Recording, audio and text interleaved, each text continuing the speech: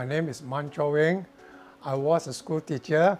When I moved house, I find my house a little bit empty, so I used some old clock to decorate the place. And from there, I developed the interest in clock. Yeah, this is my favorite for historic and for sentimental reason. Europe Hotel was very well known. During the time, it was one of the finest hotels in Asia. But then in the late 20s and early 30s, it succumbed to the depression. Once bankrupt, the things are sold, including the clock. When my father got a clock, he didn't like the word Europe Hotel. He said, hey, I run a clock shop, not a hotel. So he got some sign painter to paint over. And when I settled down, I moved out. Among other old clock, I took this old clock. When I look at the clock obliquely, I could see the word Europe Hotel. I thought that was a piece of important history. I want to restore it. So I asked my wife, give me a piece of tracing paper, the cake paper where they make cake, tracing paper. And I put it on the top of the dial. I traced the wording exactly, the original wording. So I sent it to a science painter together with the clock dial.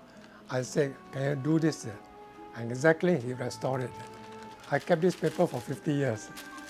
The hotel is no more there. The site of the hotel became the Supreme Court, which is now the National Gallery. But the clock that was once in the hotel is in my room. It's part of the history.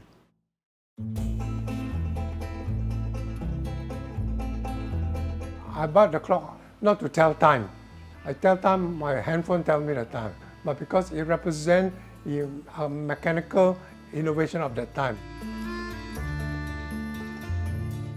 This is the Atmos Claw that requires no winding. The change of temperature winds up the clock. It was invented by a Swiss inventor, Reuter. Subsequently, he sold the patent to Jacob Lecoq.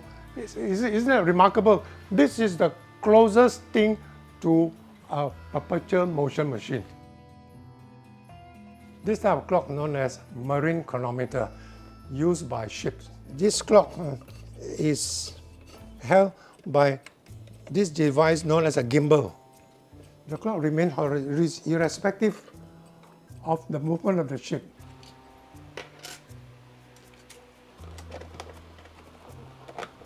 This is a mast.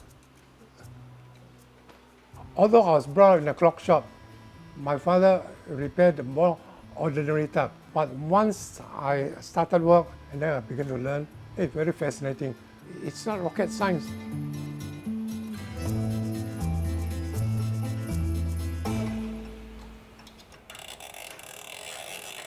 Among all the clock, I think I would like to become a 3-weight Vienna Regulator with grand sonore strike.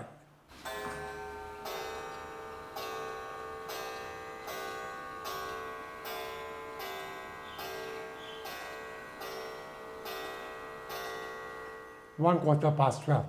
The clock will faithfully report the time to the household every 15 minutes. He doesn't have any rest. 7 days a week, he will perform his duty. So if I have a clock there, I find that I'm useful to everybody in the household.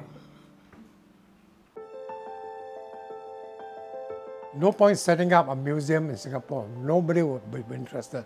If I have to set up a museum, it will close down in no time. Some of the clocks are very rare. Some belong to formerly a very well-known collection. These clocks are no more in production. I spent about 40, 50 years collecting them.